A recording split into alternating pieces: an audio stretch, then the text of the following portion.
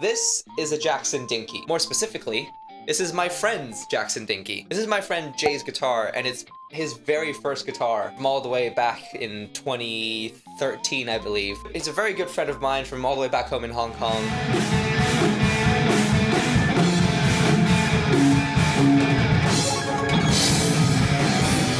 And if it weren't for Jay, I would not be doing any of this that I am right now. He got me into all this like guitar stuff. He showed me all the rock and metal stuff back in year 8. He showed me Avenged Sevenfold, he showed me Periphery. If it weren't for him, I would not be doing this. So I owe a lot to him. And you might be wondering, well, if he's back home in Hong Kong, why do I have it here? Long story short is that he moved to the UK very briefly for university, same year that I did, and left it here and forgot to bring it back home with him after he graduated. So he got his family to ship this guitar over to me, and we're gonna mod the hell out of this thing. As it is right now, it is completely stock, and for being, you know, a 12, 13-year-old guitar, it's been kept very well. The gloss is still really nice and glossy on it. The hardware is generally kept pretty okay, but the frets are a little bit oxidized, but you know, it's an old guitar, so it is gonna be like that inevitably. But yeah, we're gonna mod it. So I've got some parts here with me. So a couple things like this strap lock. We're gonna swap the knobs for this nice Hipshot dome O-ring knob, which I absolutely love. I should put them on my guitars too. We're gonna swap out the jack plate because the current one is rusted as hell, as it is with a guitar that's gonna be this old. It is a little bit oxidized. We've also got a new nut to put in. This is a black Tusk nut. I'll also be swapping in a 5-way super switch because I just finished making them up some new pickups. We've got a set of medium to high output pickups that I literally wound just now, and they're still warm because they just came out the wax bath like 5 minutes ago. But yeah, medium to high output for, you know, a nice balanced, versatile set of pickups, paired with a 5-way super switch for lots of cool switching and stuff like that. When we were kind of in the middle of talking about the potential things we wanted to do with this guitar, I wanted to see if any companies would be interested to reach out and sponsor this video to provide some of the hardware. And coincidentally, Guyker reached out to me to potentially sponsor a video, so I asked if we could check out their locking tuners to feature in this mod project. And they very graciously said yes, so here we've got their black locking tuners that we'll be putting onto this guitar. So obviously this is a reverse headstock guitar, so I've got 6 of the left-handed locking tuners. But you should definitely check out their website because they've got a whole bunch of different options, not just tuners, and they come in a whole large variety of different colors. So we chose black for this project because we're doing basically a hardware switch from chrome to black. You can get things like anodized blue with gold accents or anodized red, burnt chrome, but again, for the purposes of this build, we just wanted the black ones. Last but not least, the kind of centerpiece of this mod project. We've got an Evertune. So I'll be routing out this guitar to fit this Evertune in there. First ever guitar. He absolutely loves this thing, so no pressure, I guess, you know. I'm gonna be routing a giant cavity to fit this black Evertune in there. Oh, and one more thing. You guys would probably want to hear before and after sound test. I would love to provide a sound test for you guys, but these strings are dead as hell, so there really isn't much point. I don't really want to bother with wasting a whole set of strings just to restring it for a sound test. I'm going to be stringing this back up with a set of 10-56 for drop C, because he is a Periphery man and loves to play in drop C. So yeah, we've got a lot to do, so I think let's start modding.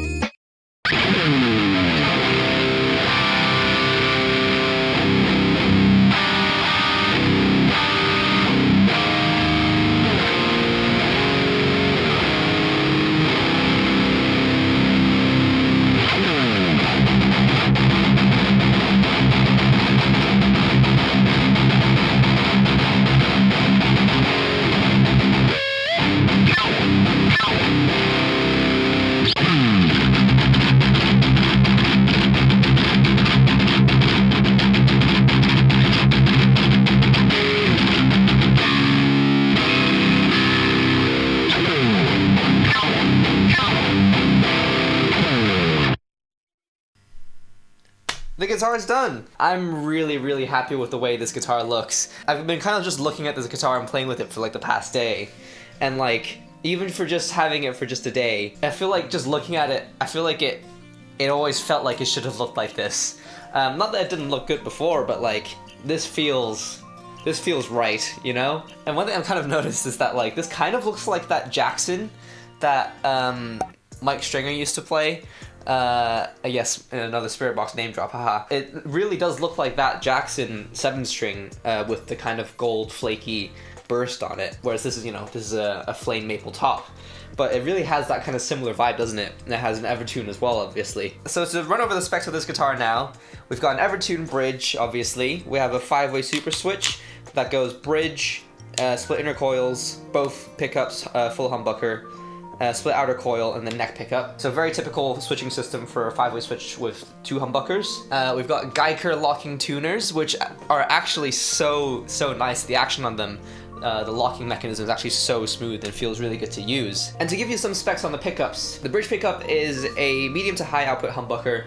It has a ceramic magnet and is wound quite hot with 44 gauge wire. The neck pickup is a relatively medium to low outputs, I guess. So it has a Alnico 5 in for the magnet and is wound with 43 gauge wire to about a 10k resistance. And the bridge pickup reads at about a 17k resistance. So I'm gonna clean patch and let's walk through the 5 different positions and hear how they sound.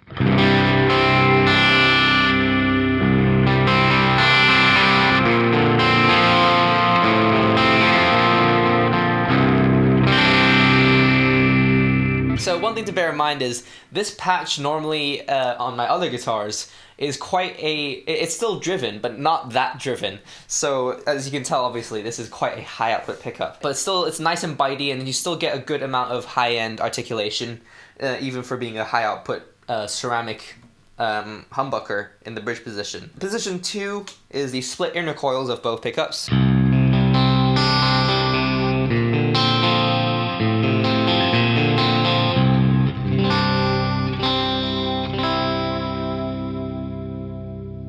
So nice and balanced, a typical inner coil sound. Both humbuckers.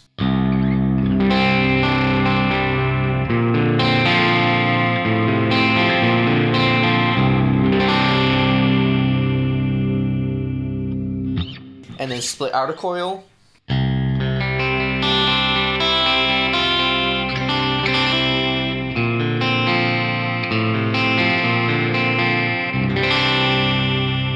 That's a really nice sounding split outer coil sound. It's got like a really nice kind of telly-like kind of twang to it. And then neck pickup.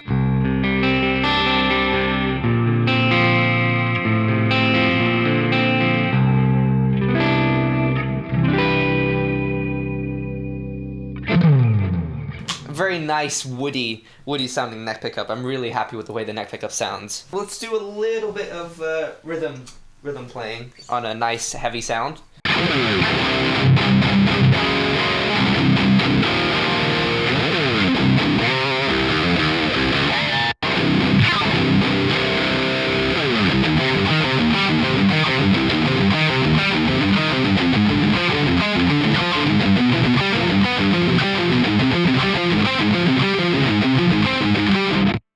I haven't played that song in forever, and it's really difficult to play, but it's so fun just having a guitar in drop C.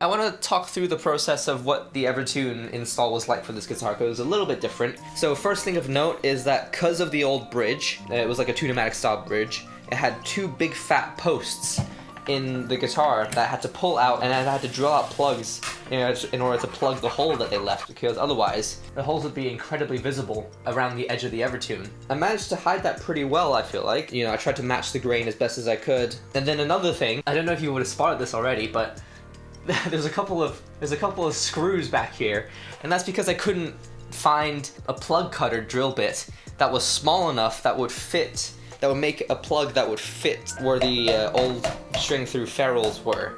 So I just found some black screw heads that, you know, that looked okay and would sit flush against there, and then just did that. So you know, it's the kind of best solution I could come up with. And then the next oddest thing is that with the way the Evertune bridge sits compared to the Tune-o-matic, I had to shim the neck just ever so slightly so that it would sit more straight, because the Tune-o-matic thing is basically like a Les Paul type bridge, isn't it? So on this Les Paul, you can very obviously see that the neck is at an angle that is different to the body, so the neck doesn't sit parallel with the body, it's like slightly off this way. But then with the Evertune bridge, well, with this specific Evertune bridge, it's designed for Fender style guitars, which expect the neck to be kind of straight. I had to shim the neck so that it would just be ever so slightly more straight, so that the Evertune system will actually work. Otherwise, the end of this fretboard would just stick up just ever so too much, and would cause the string to choke out, and then you wouldn't be able to tune properly because the string wasn't ringing the full length. It was basically sounded like that you were constantly on the 24th fret because that's where it was fretting from. One thing I haven't mentioned yet is that the Evertune that Jay got, he just bought it on eBay. He didn't buy it from the Evertune website. But the footplate that's underneath this backplate was, for whatever reason, it was for a 7-string, so it was like way too wide. It wouldn't fit, obviously, because it was not the right dimensions. But then I had the idea of, let me just find a machine shop in Leeds that I could take the bridge to, and then just get it trimmed down to size. So I took the footplate out of my other guitar that has an Evertune, and then just used that as a reference, brought it to the machine shop, and then they managed to trim it down to size, and now it's the correct one, and it fits exactly perfectly as if it was a normal 6-string footplate. So that was a fun little side quest that I spent all of yesterday doing.